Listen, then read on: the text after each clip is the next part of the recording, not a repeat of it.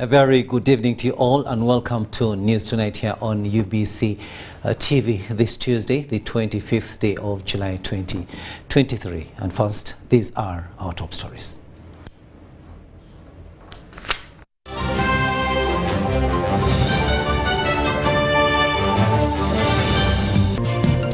In our top stories tonight, President Museveni and ANC delegation discuss African Common Market. Government discussing with the National Association of Broadcasters. LC 1 and 2 term of office awakens gaps in the law. And in sports, CAF inspectors tour AFCON 2027 potential hosts.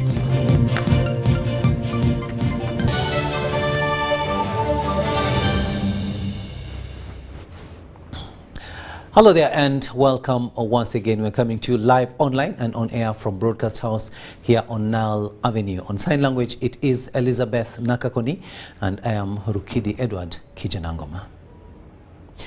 President Museveni has met a delegation from the Republic of Azerbaijan led by His Excellency Ulvi Mediev, the chairman of the State Agency for Public Service and Social Innovations under the President of the Republic of Azerbaijan. His Excellency Mediev is also the chairman of Azerbaijan Service and Assessment Network, which is a state agency for public services to citizens of Azerbaijan. The agency's goal is to make services easily accessible to citizens using modern technologies. It is part of the large-scale reforms in public administration that were introduced 11 years ago by the President of the Republic of Azerbaijan, His Excellency Ilham Aliyev. Mr. Mediev informed the meeting that on September 2018, Uganda and Azerbaijan concluded a memorandum of understanding for implementing the Azerbaijani ASAN service experience in Uganda, and since then, ASAN service and the Ministry of Public Service have engaged in close cooperation to organize mutual visits for collaborative growth. President Ilham Aliyev of the Republic of Azerbaijan will also attend the 19th Summit of the NAM Heads of State and Government in Kampala, in which Uganda will take over its leadership to last up to 2026.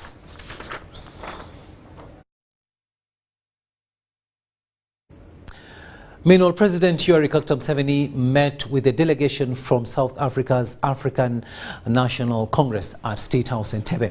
He stressed the importance of regional integration among African states to create a larger market for business on the continent. Mr. Museveni emphasized that Africa's small, fragmented economies need to integrate for trade and investment growth. He expressed concern over the bottlenecks faced by existing regional blocs like SADC and COMESA and advocated for the creation of an African common market to avoid economic disorganization akin to South America. The president highlighted Uganda's economic diversification from its colonial era dependence on coffee, cotton, copper, tobacco, tourism and tea. He urged African countries to add value to their agricultural raw materials and minerals to foster prosperity. Museveni cited the need to address market challenges as Uganda's population alone is not sufficient to drive significant economic growth. ANC's Treasurer General Dr. Gwen Ramokoba thanked President Museveni for providing refuge to anti-apartheid freedom fighters in Uganda and praised his Pan-Africanist leadership and courage. The delegation also pledged to follow up on improving health services at the Oliver Tambo Leadership School in Kaweweta, Nakaseke District. During the ANC delegation's visit to Uganda, they engaged in high-level meetings with the NRM's party's Secretary General and other top officials. The ANC, known for opposing apartheid, has governed South Africa since 1994. The meeting at State House emphasized the shared goal of building shared prosperity through utilizing the continent's economic resources.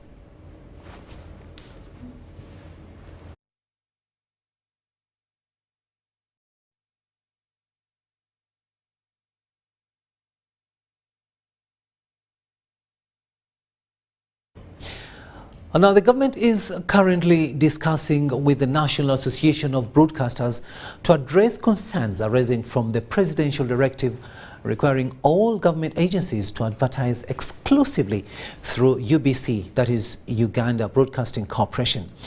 Now, Uganda Broadcasting Corporation is a public broadcaster. Ivan Kahwa reports that the initial threat of a boycott on government activities appears to be facing challenges as journalists still cover public functions. Response to the private media boycott orchestrated by the National Association of Broadcasters arising from the presidential directive to have all government advertisements made exclusively through Uganda Broadcasting Corporation, Minister for ICT and National Guidance, Dr. Kurisi Munsi, has emphasized that government has the discretion to choose which media outlets to advertise with. First, if I have an advert, you can't force me to give it to you, but we can discuss and see how we can work together like we have always worked. Thus, the private media houses seem to have misinterpreted the letter, believing that they were being excluded from government advertisements. However, there are ongoing discussions between the government and private media. I don't think it is a sign of wisdom to be discussing something and then you start using blackmail, that you boycott the functions of government. Unless they also say we should boycott the discussions which we are having. The boycott, which initially gained momentum among private media journalists, eventually led to a dedicated and substantial team ensuring comprehensive coverage of Dr. Kurisi Munsi's crucial address on recent cabinet decisions. How do we support UBC, but at the same time we accommodate and address the interests of the private media, which interests include economic and financial interests. UBC, with its 4 television stations and 11 radio stations spread throughout Uganda and catering to diverse audiences, is seen as the logical choice for government advertisements. Supporting UBC helps it uphold its legal mandate and obligations. Ivan Kahwa, UBC News in Kampala.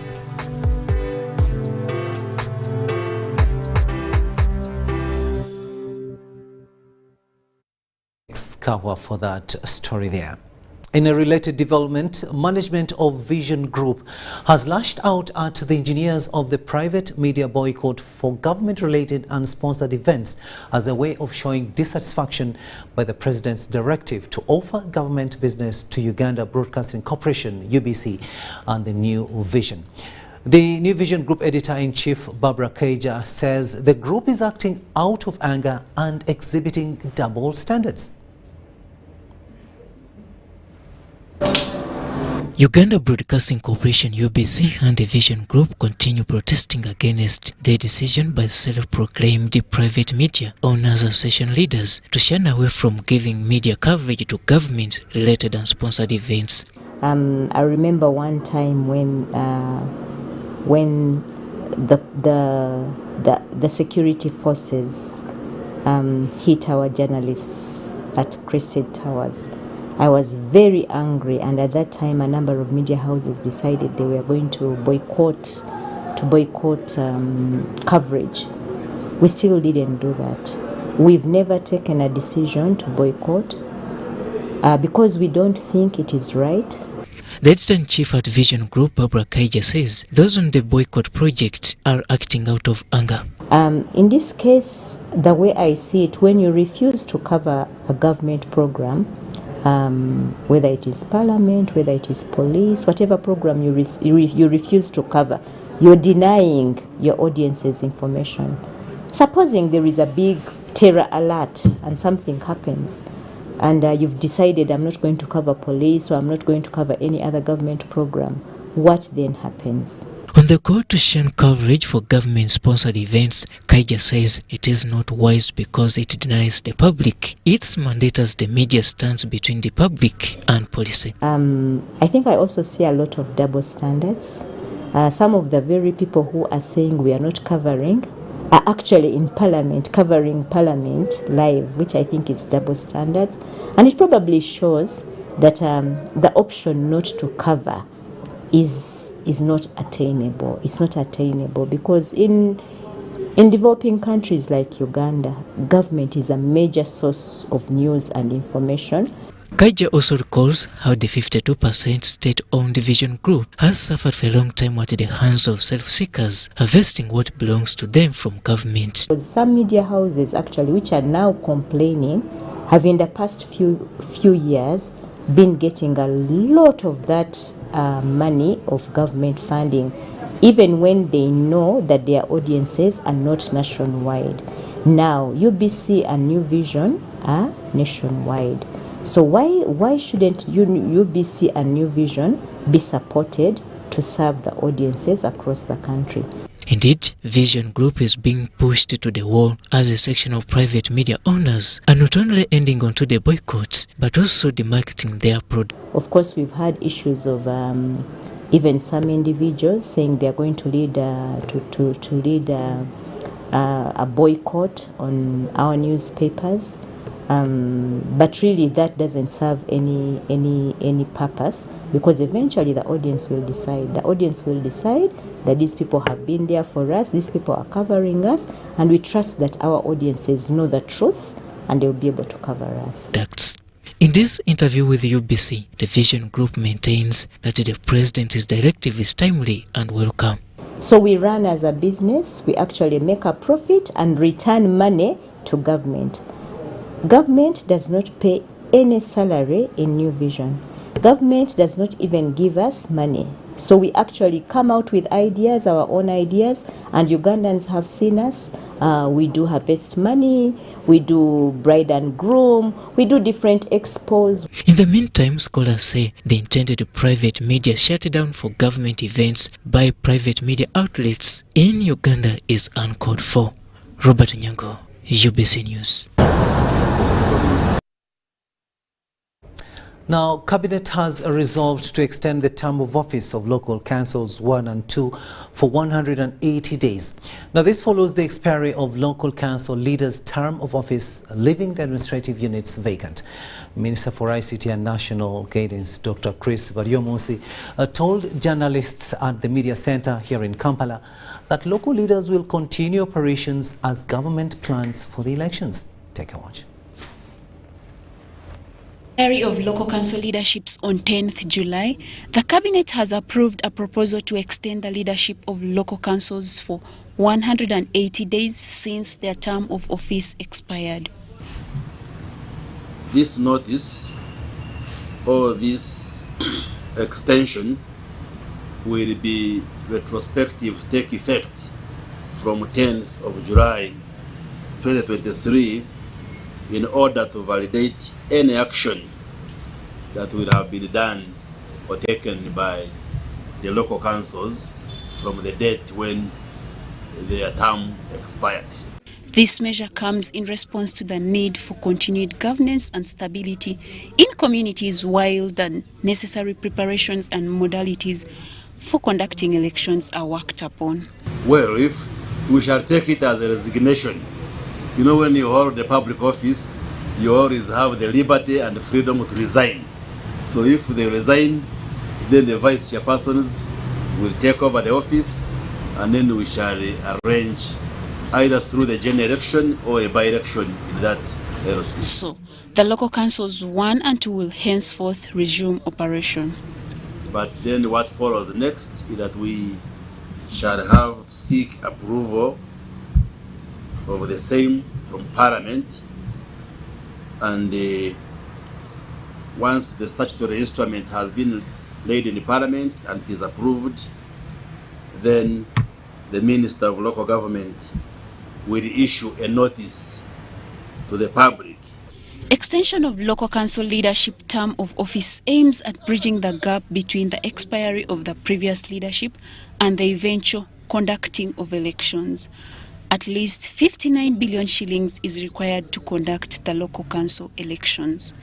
Irene Malinga and Rogers Komagum reporting for UBC.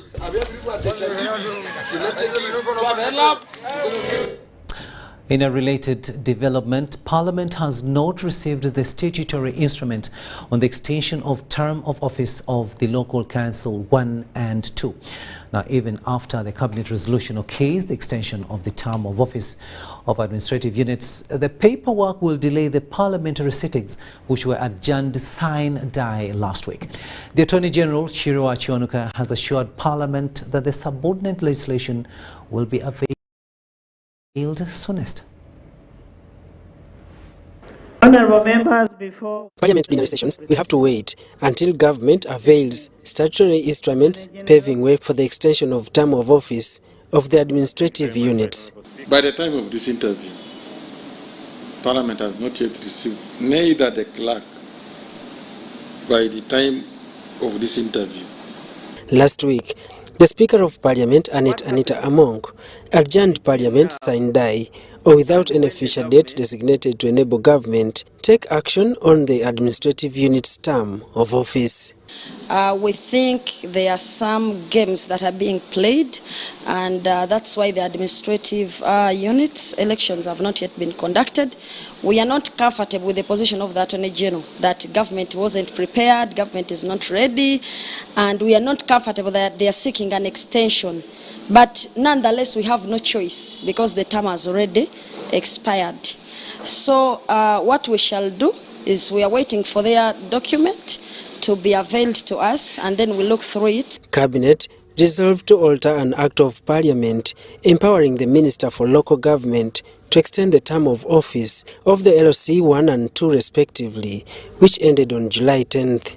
But we are saying that the Minister may, by notice in the Gazette and a newspaper of national circulation or other media, with the approval of Cabinet, extend, renew, reinstate or validate the term of office of the administrative units. But this time, the law will be implemented retrospectively. We've used it quite severally. We've used it severally in many legislation. I can share many where we've used them, even where we were in the know. The only difference here is that this one involves elections. I think that's the first time we are doing that. The Attorney General, Chiriwa Chiwanuka, appeared before the Parliamentary Committee on Legal and Parliamentary Affairs to defend the justification for the extension. Because it's clear that the Local Government Act is silent on anything to do with extension of a term of office for administrative units. So we'll look at it and then come up with our position. But the bottom line is the government needs to stop dilly-dallying. So we are satisfied with the legal part, but for the financial part, we are waiting for the Honourable Minister for Finance, who we shall end up seeing on Thursday. Attorney General Chiriwa Chiwanuka says an approach to avoid future similar situation has also been extensively addressed. Daniel Mugoya, Gloria Gutabinji, UBC News. Now, the Prime Minister of the Republic of Uganda, Robin Nabanja, has met the Holy Father, Pope Francis, at the Vatican. Nabanja was ushered in with her delegation to the Vatican and had a closed-door meeting with the Pope for 25 minutes, discussing a number of issues. In the meeting, Pope Francis commended Uganda for its willingness to host refugees, as we hear in this story.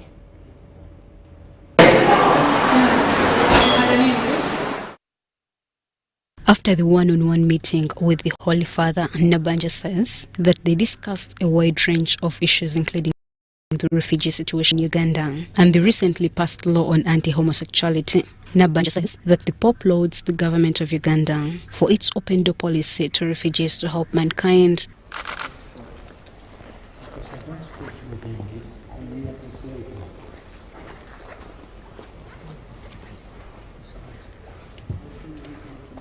However, Nabanja says that the Pontiff welcomed the new law of anti-homosexuality, but asked for a review to deal with the death sentence.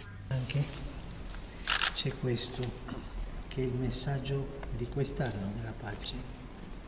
The Prime Minister also met the Cardinal in charge of administration at the Vatican to discuss ways of helping the country manage refugees and also develop the Namugongo Holy Shrine. And so netwogera ku nsonga engeri gye tugenda okuyambamu ababundabunda. Ekyokubiri engeri gye tunaayongeza ku nsako gye baweereza eggwanga lyaffe okusobola okulabirira ababundabunda.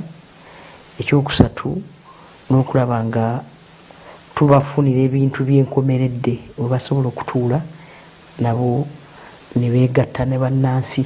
In a related development, the Prime Minister met several investment companies based in Italy under the umbrella organization's General Federation of Italian Industry. The Prime Minister was flanked by the Executive Director, Uganda Investment Authority, Dr. Robert Mukiza. She told the investors that Uganda is a hub for investment in East and Central Africa. We can share experiences on how to move our sister countries forward. Uganda is a developing country.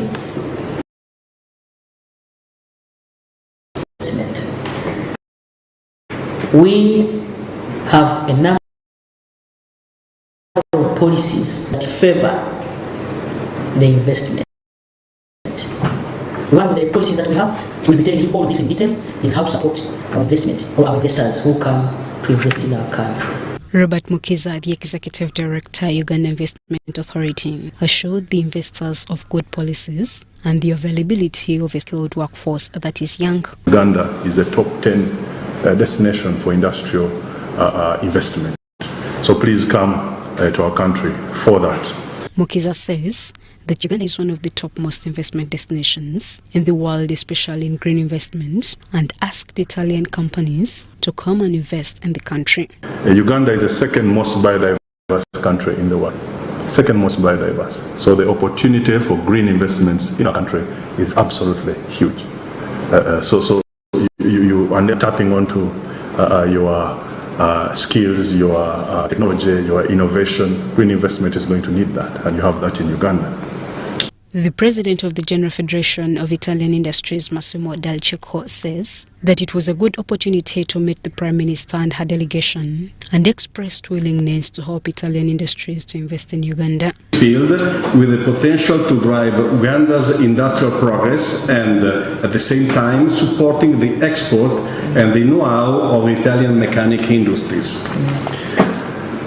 Despite the bilateral trade exchange remaining relatively small, there is a strong interest in made in Italy products, both consumer goods and intermediate goods, recognized in Uganda for their quality and reliability. We say bello and ben fatto, beautiful and with a good handmade. Several companies expressed their willingness to invest in Uganda during the meeting, ranging from mechanical engineering, financial services, metal industry, oil and gas, and telecommunications. International trade, export of our Italian companies abroad. This is our, let's say, original mandate, but in the course of the years, we knew that we are reminded every day that we need to support investment in Africa a lot more than we have done in the past. The Federation supports Italian industries operating in Africa and Middle East countries. The Prime Minister and her delegation will visit the Relenzo in Milan, Italy for benchmarking and experience sharing. Shaidat Nasaku, UBC News. Thanks, Shaidat Nasaku, for that story there. Now, Minister for Works and Transport, General Katumba Wamala Edward, has promised Ugandans a better railway transport system after being impressed with the works on the Kampala-Mukono railway line. He was visiting Kawolo Concrete Sleeper Factory work site at Namamve and line removal site in Nambole. Minister of Works and Transport General Katumba Wamala visited Kawolo Concrete Sleeper Factory and toured the whole process of how the factory manufactures concrete sleepers. But this is a normal thing. It's not oxidation. This is the science we learned in the. But I saw they was like saying the quality is poor because they are rusting. Open season. Yeah, even the open space. Yeah. It's exposure of iron. He later proceeded to a site at Namanve, where a Spanish company, Imathia, is finalizing with the meter gauge rail line with the concrete sleepers.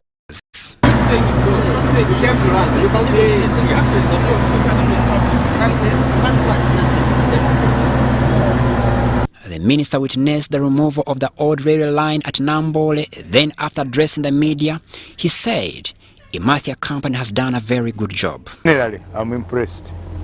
I'm impressed by what I saw in Lugazi. First of all, the factory looks simple, but it's highly, the technology is very high. Everything is computerized, everything is highly tested. A product comes out when you are sure of the quality of that product.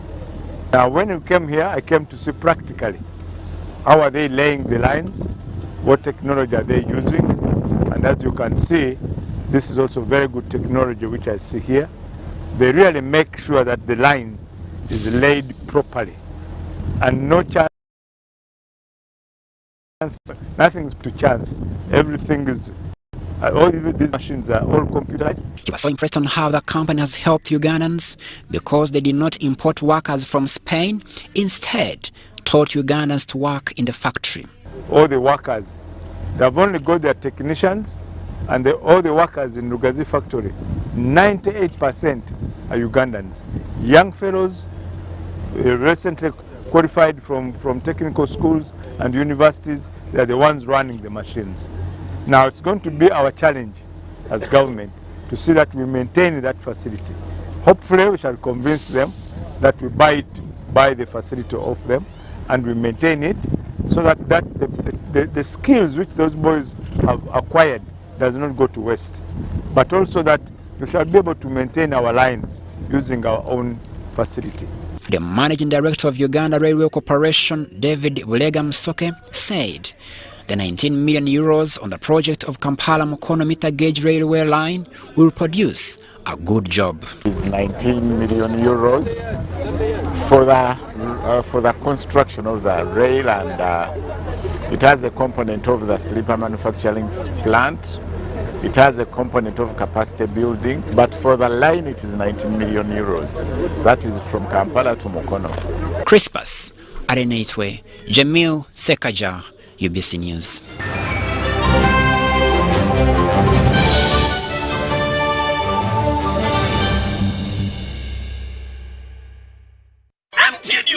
Uganda. The Waraji Baktusako, Man Radnichi Gonatela, the Kobo Seko Season Yakuna, Samurai Kuma Pasol, Samurai and accessory Negan Metano, Stemukagatano Stamu and Damunana Hash, MTN, Ofuniti Yokati, Kumriango, Osasuremi Twale, Pemi Twale Tano, Atemeza, Yamilioni Biri, Nanaguingina Mutualo, Fujini Ramo Sente, Talent Africa, Victoria University, Suzu Property Consultants, Pepsi Max, Uganda Waraji, MTN. Do you need data collection services, data analysis and reporting, monitoring and evaluation systems? Then contact Mood Technologies, a professional research firm that has provided many organizations with timely research solutions for over 15 years. For more information, visit www.mt.co.ug or call us on 0704 913 399 or 0782 602 963. Visit our office in Kampala at Sayuni Complex in Tinda. Mood Technologies, your professional research firm.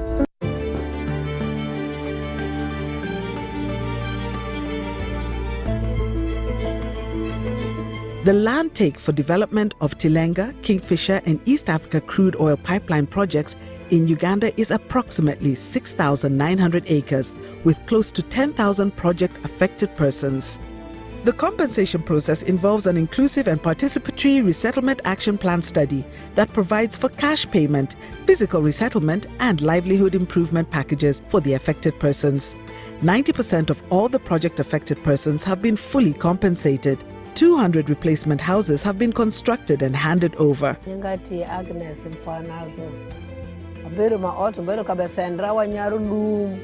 Agera ot lum top. Onede podu pio. Ejuga madigera ot ma eni matinani iye. Maleng adonga chopo poringo kumacha. Sente danwango moko ola nyao kodole moko machalo dielde.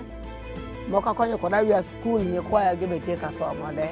Communities are also engaged in vocational skills, agriculture, financial literacy programs, employment, and contracting opportunities to improve their livelihoods and grow community content. The Petroleum Authority of Uganda, creating lasting value in Uganda's oil journey.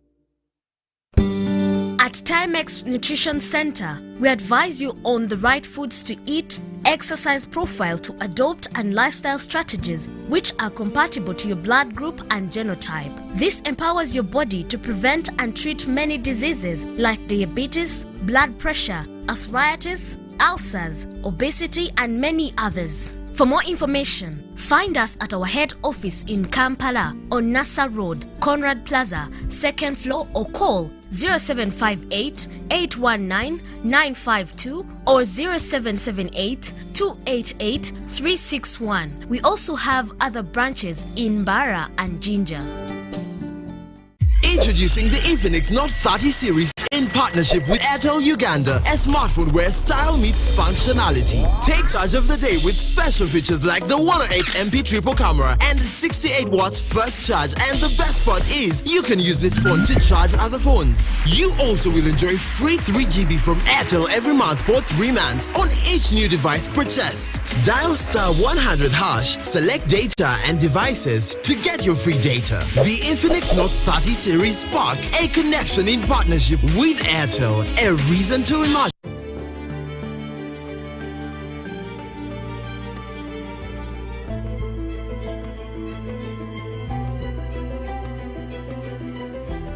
Uganda's oil and gas projects are providing opportunities for Ugandan businesses. Between 2017 and 2022, 40% of the 3,800 procurements worth $4.4 billion were awarded to 460 Ugandan companies. This includes 41 community-based companies that have been awarded contracts worth $2.3 million. In order to be contracted to supply goods and services for oil activities in Uganda, entities must register on the National Suppliers Database. Over 2,300 entities are registered on the National Suppliers Database. Registration is free. The Petroleum Authority of Uganda, creating lasting value in Uganda's oil journey.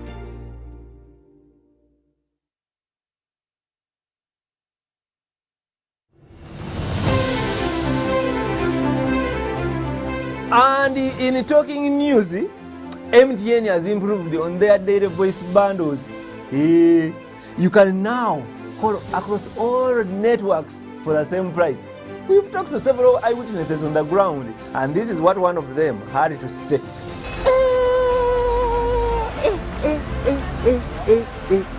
Amos, did you hear about the MTN daily voice bundles?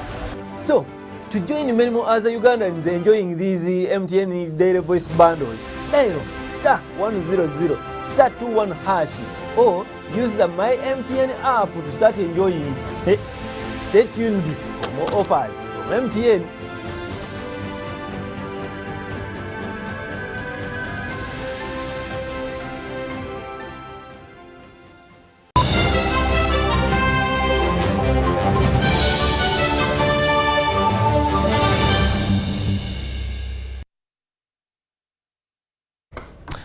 Welcome back from that break, and you are still watching UBC News here on UBC TV, and this is our first edition of News Tonight, and it is a Tuesday, the 25th day of July 2023. My name is RUKIDI Kijjanangoma. Now, there is a lot that's going on in the country, but right about this time we are looking at the 15th biannual convocation, and this is something that has been organized by the Uganda Christian Lawyers Fraternity, and we're looking at what it is all about. What is the, the Uganda Christian Lawyers Fraternity? What do they do? What can they tell us about their activities in the country? And I'm joined in the studio by Mr. Martin Sabiti Rwabihurwa, who is the Chief Executive Officer of Uganda Christian Lawyers Fraternity. Martin, good evening and welcome to this edition of News Tonight. Good evening, and thank you, Edward, for having me this evening. Yes, I understand you're going to be hosting, having the 15th biennial convocation of the Uganda Christian Fraternity. Just tell us, what is the objective of this convocation? Thank you for that wonderful question. The objective of this convocation is to bring together Christian lawyers to provide that platform for them to discuss issues that affect them, that have to do with their faith and their work, but also to provide a platform for disseminating important information to help and equip lawyers, especially the Christian lawyers, in this volatile and ambiguous world that they are living in. So that is really what we are trying to achieve as Uganda Christian lawyers by hosting this Advocates Africa, the 15th edition. Okay. Yes. And I think as a country, as Uganda, we are so privileged to be hosting this kind of, convocation. But also, we are looking at something that I think of very great importance to the country, but also to the, to you as lawyers, as counsels. Before I go to the next question, and of course that is the theme, there is a lot that comes to people's mind when you look at a lawyer and they say, this is a Christian. Yes. He is a lawyer at the same time. Yes. And you know what goes on in our country. And you find at times, like people saying, this case, the way it has gone, these lawyers have been compromised. And if you're a Christian, so how do you balance these things? You're a Christian, and yet you're in this industry that so many people are questioning. As we understand the challenge that comes with that, and that's why we organized this. And even when you look at the theme, it talks about positioning a Christian lawyer to thrive in a volatile and ambiguous world. So it is, sometimes there's a thin line. People sometimes, when the case goes against them, they don't understand it, and sometimes they insinuate things. So as a Christian lawyer, yes, it can be challenging, but the idea is to try as much as possible to incorporate faith in the work that you are doing. And really be ethical in doing your work. Don't cheat your clients. Try to tell them the truth. Try to stick to the law. So it is, it is important, and that's why Uganda Christian Lawyers Fraternity provides that platform to also enable the public to understand that actually you can be a Christian and be a lawyer at the same time.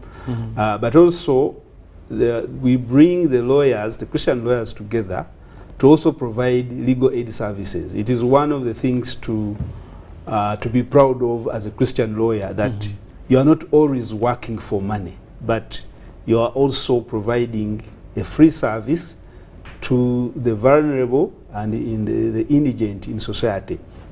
So that really puts you apart and sets you aside from other lawyers, probably who, may not be Christian, because as Christians we value biblical principles and values, even in the work that is being done. Yes, why I actually asked that question is because when you look at some of the cases that have actually, come across, the cases that have, been tried in courts of law, you find that when you're watching, and probably even you're watching on TV and you're listening on radio, and you see that there is so much that probably Counsel X is saying, which is actually undermining him or her as a counsel. And you ask yourself, what should have happened, for example, if you're a Christian in this case? What do you do? And I know for sure, because the rate and levels of corruption in this country, as they are way high up there, such that even the Christian lawyers have to some extent been compromised. How do you deal with such a situation? What I can say is that as a Christian lawyer, you have to make sure that you stick to your principles. But as a fraternity, we understand the challenges. That's why we are calling this a volatile and ambiguous world. There are so many changes, there are so many pressures. So it is conferences like this, gatherings like this, that help to keep the lawyer focused, to keep the Christian lawyer with the resolve and encouraged to really stick to the principles. But also sometimes what you hear in the social media or in the corridors may not necessarily be correct. It's just that some people, because they have lost the case, so they try to find a way of how to maybe discredit the counsel or the side where they lost. But we appreciate, that's why we try to bring people together, lawyers together. That's why, for example, when you look at our convocation program, you find topics like exercising integrity and faith in the workplace. So if that was not a if there was no challenge, maybe such topics will not show up.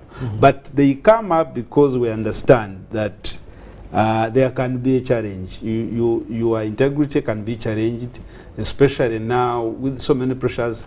The liberalization of education has now produced many lawyers. There are many law schools, so the competition has increased, and so you find the space has narrowed. Exactly. So as a lawyer, as a Christian lawyer, we want to to be able to provide the opportunity, the challenge that you need to know how to survive in a changing and dynamic environment.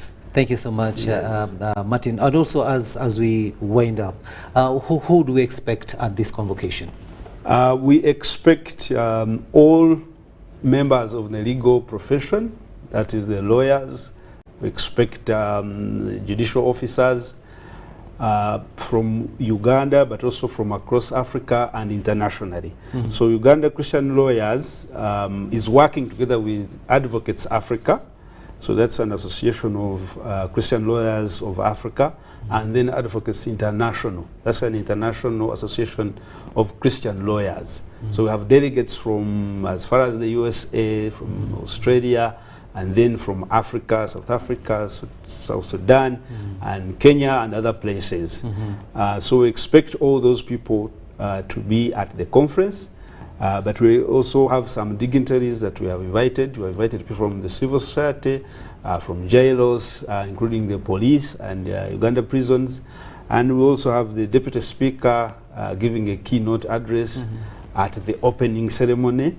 And we shall also have the Attorney General giving a keynote address at the closure of the convocation. Okay, and finally, is it free? People are free to come in, or are they going to pay? So there's a subsidized convocation fee of 400,000 per advocate who wants to attend. Then for students, so we have two ways in which someone can attend. So you can attend physically. The convocation is going to be at Imperial Resort Hotel in Entebbe. So you can attend physically, but you can also attend online. When does it start? It starts on, arrival is on 26th. That's when the delegates, international delegates arrive tomorrow. So some of them, of course, have started arriving. And then it goes on up to Sunday at lunchtime. Okay, so the 30th of July. So those who are attending online, they also pay a certain fee, only $100, equivalent of around 370. So to attend. So when you pay 400, you come and attend physically. When you pay $100, we give you a link. Yeah, so we give you a Zoom link where you can attend. But also remember that everyone who will attend, an advocate who will attend, will earn 10 CLE points. the lawyers know. To a layman, what are CLE points?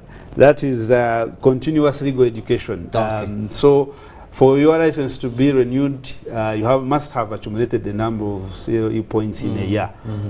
So such a conference can enable one accumulate over 10 of them.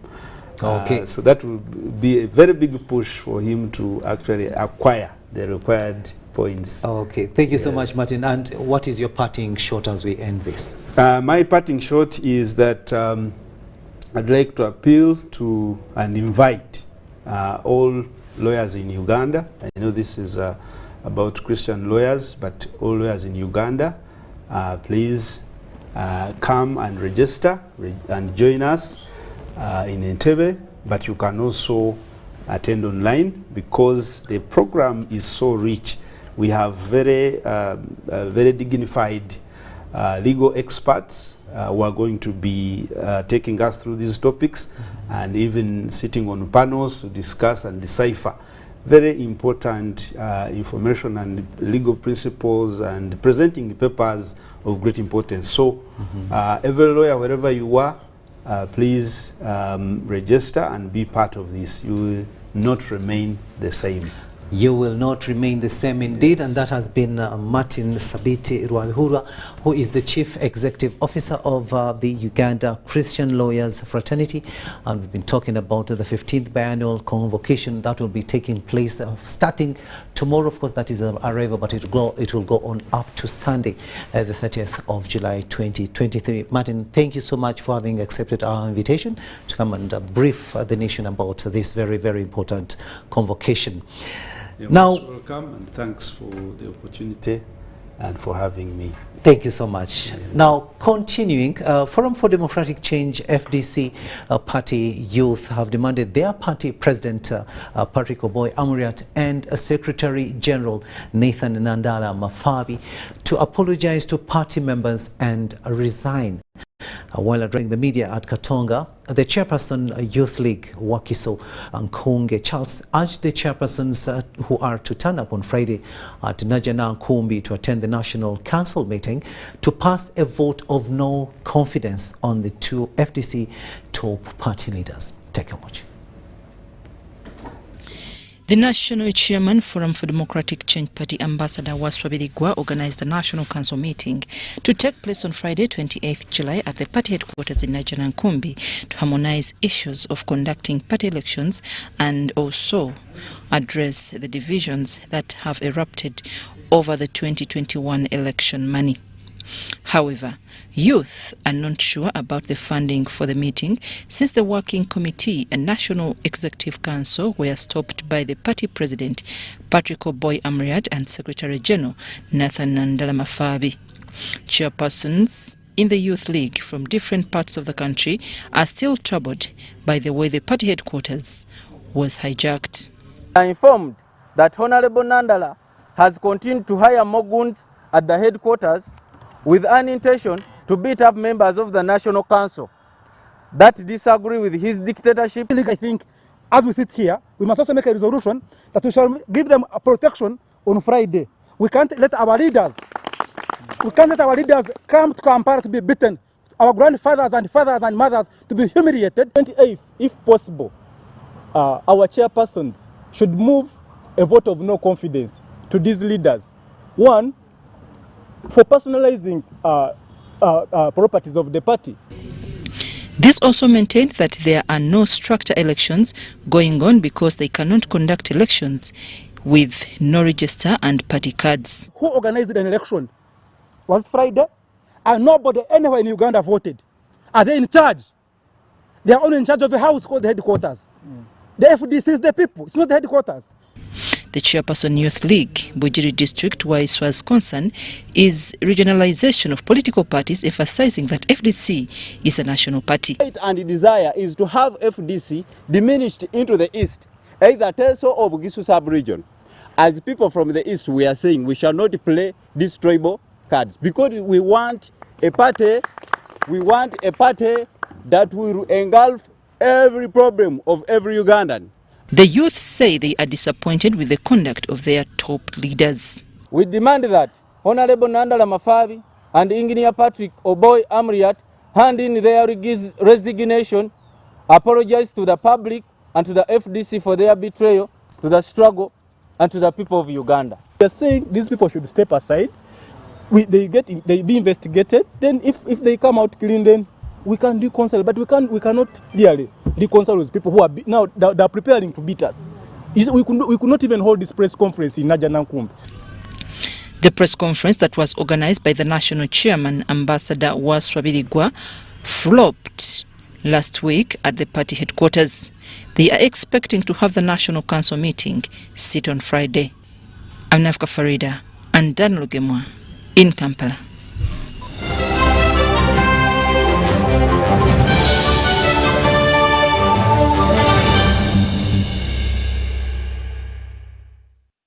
Business news now, and the Kenya Reinsurance Corporation, Kenya Re, has taken a significant step towards reinforcing its presence in the local market and expanding its reinsurance and investment-related businesses in the region with the launch of its subsidiary, Kenya Re Uganda. Kenya Re Uganda has demonstrated impressive growth in gross reinsurance premiums and total assets, showcasing its potential to thrive in the Ugandan market. Now, this growth aligns with Kenya Re's strategic plan to establish a stronger foothold in various African countries. It is renowned for its commitment to excellence and innovation.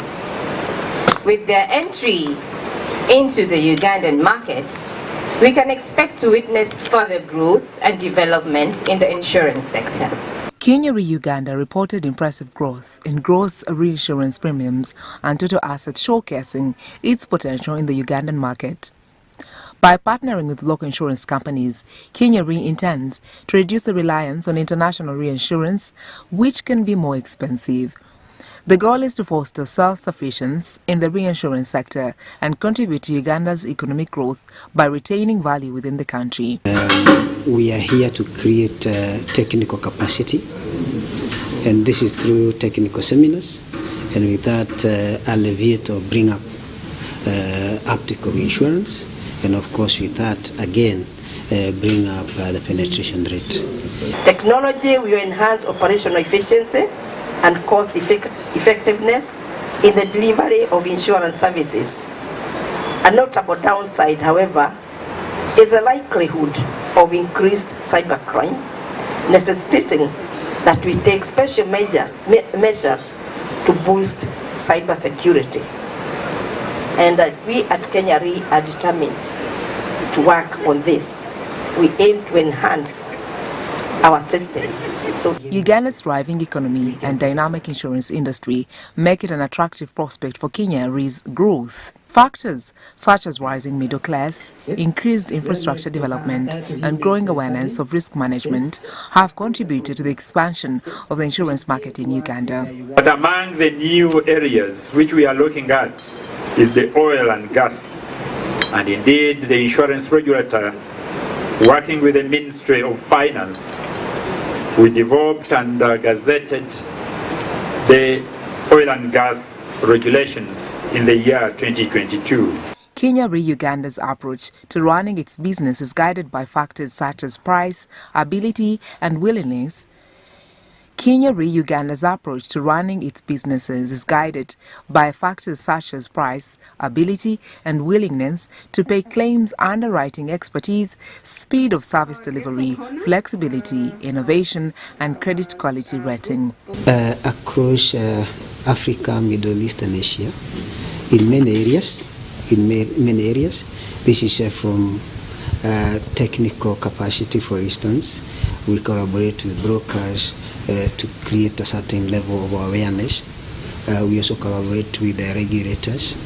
Okay? We also have a lot of exchanges between us and our peers. We don't call them competitors. The subsidiary is set to contribute to Uganda's economic growth by retaining value within the country and supporting local insurance companies. Sandra Kahunde, Robert Katamba, UBC News Tonight.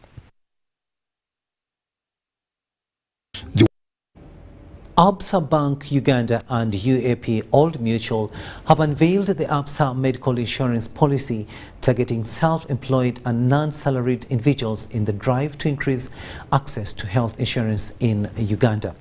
The policy covers treatment for critical illness, inpatient, maternity, optical and funeral expenses, among others. The World Bank's Uganda Human Capital Index for the year 2020 shows 15% of Uganda's population incurs catastrophic health expenditure measured as out-of-pocket spending, which exceeds 10% of household income.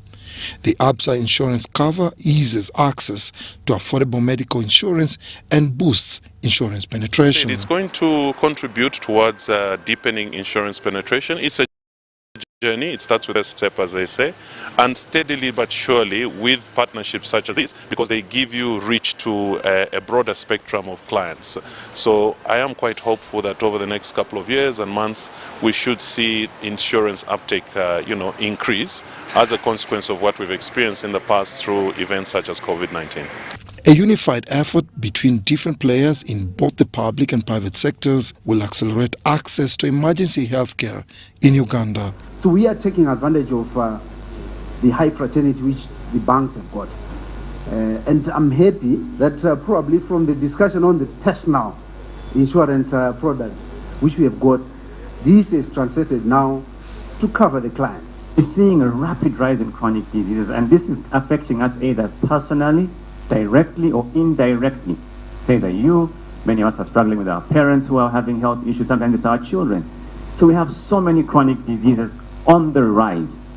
The Absa medical insurance policy has 4 attractive packages. These are platinum at 1.1 million shillings, gold at 1.1 million shillings, silver at 956,000 shillings, and bronze at 750,000 shillings per annum. Some of the benefits, I think the kind of cover that you get for platinum or gold membership is such that it's in excess of 50-70 million thereabout, and some of the benefits that come with the product offering that we have is that it's got what we call a roaming cover. It covers medical insurance in the East African region, and currently there are options to access at least 50 hospital facilities in India. Records from the Insurance Regulatory Authority show that less than 1% of Ugandans have health insurance, requiring creation of products and policies that help society embrace insurance. Dennis Igoa and Juman Samba for UBC Business.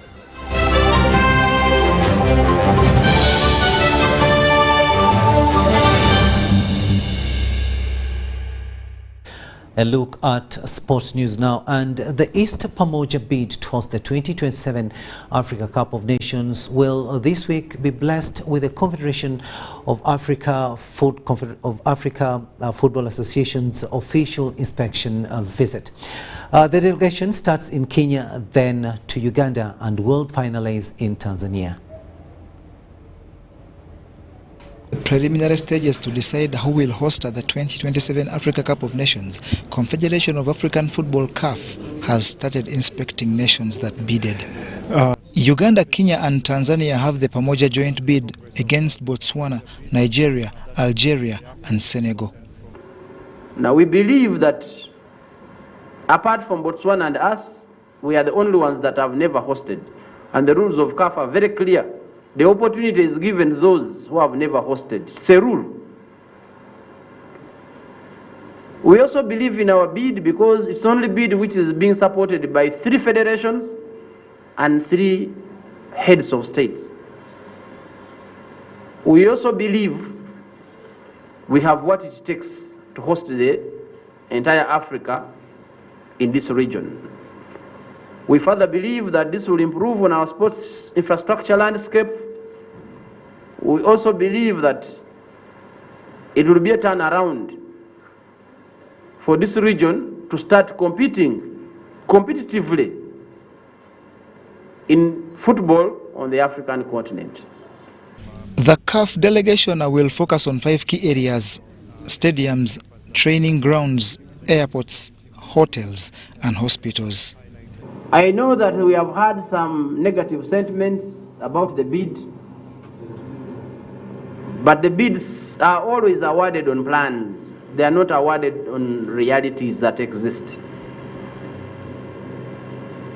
We have the plans to ensure that by 2027, if we are given the bid, we'll put in place the required infrastructure, and that's what the inspectors are coming to ascertain. Such that when the bid is done, or is awarded to us, there is a plan onto which we are moving. The Uganda bidder shows plans to build a stadium in Lire and Hoima cities, with the Mandela National Stadium also included. As we speak today, AFCON 2023, which will happen in 2024, in Ivory Coast, there's still some construction going on. I've just been to Ivory Coast. So, awarding and execution are two different things. But we believe that we have the minimum requirements for us to be awarded, to be ready by 2027. Mulago Hospital, Sheraton and Serena Hotels, Kampala International School, Uganda, Kisu, Wankulukuku Stadium, the Denver Godwin Stadium and the St. Mary's and Nakivo Stadiums are also lined up for inspection. They are sampling. They may not be able to go to all this that we have put in place. That's why the hotels, they have gone on for 2. And if they look at Sheraton and Serena, they will give a picture of the hoteling status in this country. When they go to Mulago, it will give a picture of the medical facilities in this country. Now, the inspection is not about hosting the Africa Cup of Nations today. I will repeat that. It's about being ready. Can we be ready? And the guarantees we have from government is that the resources are available to ensure that these facilities are put to the standards that are required for us to host the Africa Cup of Nations. Prayer is that all the 3 nations under the joint bid ably meet required standards to enable a first ever AFCON in the region. The results from this bidding process, when ready, will allow ample time for final touches. John Barnes, Sentamu, UBC News. And others. And we do hope that the AAC region will be able to win that bid and host the forthcoming Sekafa tournament. And that brings us to the end of this first edition of News Tonight, this Tuesday, the 25th day of July 2023. It's RUKIDI Kijjanangoma. See you.